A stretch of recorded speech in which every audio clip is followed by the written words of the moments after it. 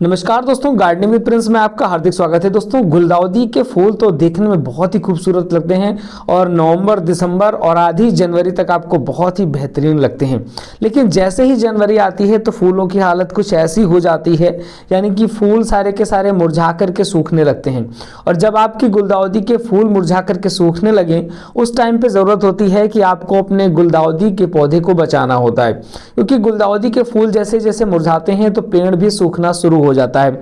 ऐसी कंडीशन पे आप किस तरीके से गुलदाउदी के पौधे को बचाएंगे जिससे कि आप नेक्स्ट ईयर यानी कि अगले साल फिर से गुलदाउदी में अच्छी तरीके से फ्लावरिंग ले सकें और गुलदाउदी की ढेर सारे कटिंग्स तैयार कर सकें, ढेर सारे पौधे तैयार कर सकें। इस वीडियो में यही पूरी की जानकारी हम देने वाले हैं आपको कि किस तरीके से आप अपने गुलदाउदी के पौधे को बचाएंगे और उससे ढेर सारी कटिंग्स बना सकते हैं और आगे चल करके ढेर सारे पौधे आपकी बगिया में बहुत सारे फूलों के साथ दिखाई देंगे। तो इसके लिए क्या करना होगा, सबसे पहले जो गुलदाउदी होती है ये सूखने लगती है और सूखने के साथ साथ इसकी डालियां भी सूखना शुरू हो जाती हैं। और आपने एक चीज़ देखी होगी कि जब ये गुलदाउदी सूखने लगती है उसी टाइम पे लगभग नीचे से कुछ छोटे छोटे प्लांट्स दिखाई देंगे, बेबी प्लांट्स आपको दिखाई देंगे। ये सकर्स होते हैं, इनको सकर्स बोलते हैं। ये छोटे छोटे बेबी प्लांट्स दिखाई देते हैं।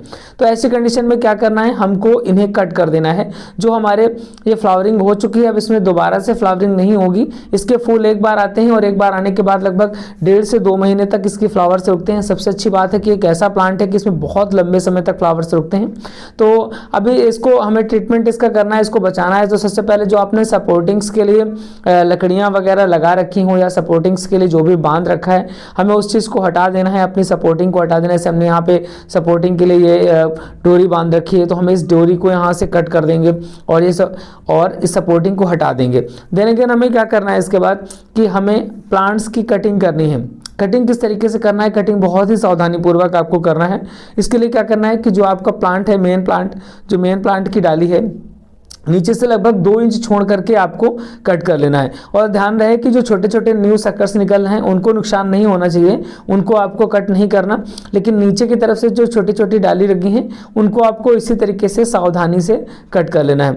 और ये इस तरीके से आप कट करेंगे। और ये जो डालियाँ निकल रही हैं, आप इनका इस्तेमाल मत करिएगा कि आप सोचें कि इनको हम दोबारा से ऐसे कटिंग के तरीके लगा देंगे तो कुछ न्यू प्लांट्स तैयार हो जाएंगे। तो अभी कटिंग तैयार करने की ज़रूरत नहीं है। कटिंग तैयार करने का परफेक्ट टाइम नहीं होता है।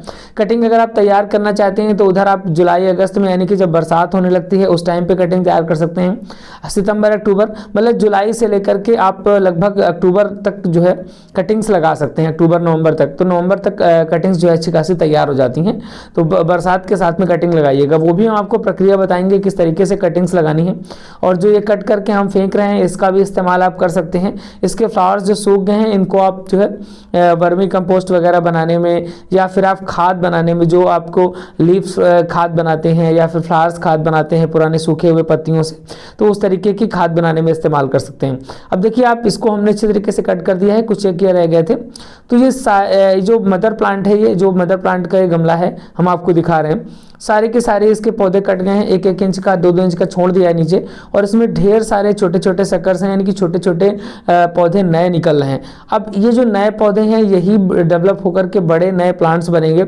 लेकिन आपको इनको भी आगे, मतलब इनके सहारे नहीं रहना कि इनसे ही आपको फ्लावरिंग नहीं लेनी है। और इसके लिए क्या करना है, जैसे ये थोड़े थोड़े बड़े हो जाएंगे, अभी तो नहीं लेकिन धीरे धीरे बड़े होंगे, और जब बरसात का टाइम आएगा जुलाई के आसपास, तो इनको ही काट करके इनसे आपको कटिंग्स ग्रो करनी है। जो छोटे छोटे सेकर्स हैं थोड़े से और बड़े हो जाएंगे, फिर इनको क्या करना है, इनको कट करके ही इनसे आपको छोटे छोटे प्लांट्स तैयार करने हैं जिनसे आपको अच्छी खासी फ्लावरिंग मिल पाएगी। अगर आप इनसे फ्लावरिंग लेंगे तो उतनी बेहतर फ्लावरिंग नहीं होगी जितनी बेहतर आपको वैसे मिलेगी। देखिए कितने ढेर सारे प्लांट से छोटे छोटे तैयार हो चुके हैं। और सबसे बड़ी बात है कि इसको गर्मी के मौसम में बचा के रखना थोड़ा सा बड़ा काम होता है। तो इसको जिसे आपने यहाँ पे कट कर दिया है तो इसको सेमी शेड एरिया पे रखेंगे। इसके बाद दूसरा काम क्या है, जब आप पूरे के पूरे आप ये कट कर लेंगे, कट करने के बाद आपको अपने गमले की अच्छी खासी गुड़ाई कर लेनी है। गुड़ाई थोड़ा सावधानी से करना है, ध्यान से देख करके करना है कि जहाँ पर आपके छोटे जो बेबी प्लांट्स तैयार हुए, जो सकस तैयार हो रहे हैं वो खराब ना हो और आप गुड़ाई इसकी अच्छी तरीके से कर लेंगे। गुड़ाई करना ये दूसरा काम है। पहला काम कटिंग करना और दूसरा काम इसकी गमले की गुड़ाई करना। और तीसरा सबसे बड़ा काम है कि आपको कोई भी वर्मी कंपोस्ट जैसी खाद या आपके पास काउडंग कंपोस्ट है, कुछ इस तरीके की खाद जो आपके पास ऑर्गेनिक खाद होती हैं, वो एक एक मुट्ठी लेकर के सारे प्लांट्स में, सारे के सारे गमलों में आपको डाल देनी है। थोड़ी थोड़ी सी डालनी है क्योंकि आप अभी कटिंग कर रहे हैं तो इसको कुछ ऊर्जा की ज़रूरत होगी, तो वो ये खादों के माध्यम से उसको ये ऊर्जा मिल जाएगी। ये हो गया। इसके बाद इस पर आप वाटरिंग कर सकते हैं हल्की सी, अगर आपके प्लांट सूखे। इसके बाद इसमें किसी भी फंगीसाइड का आप छिड़काव करना है। अगर आपके पास फंगीसाइड नहीं है तो आप जो राख होती है, चूल्हे की राख जो होती है, कंडे की राख, उस राख का यूज़ भी एज ए फंगीसाइड आप कर सकते हो।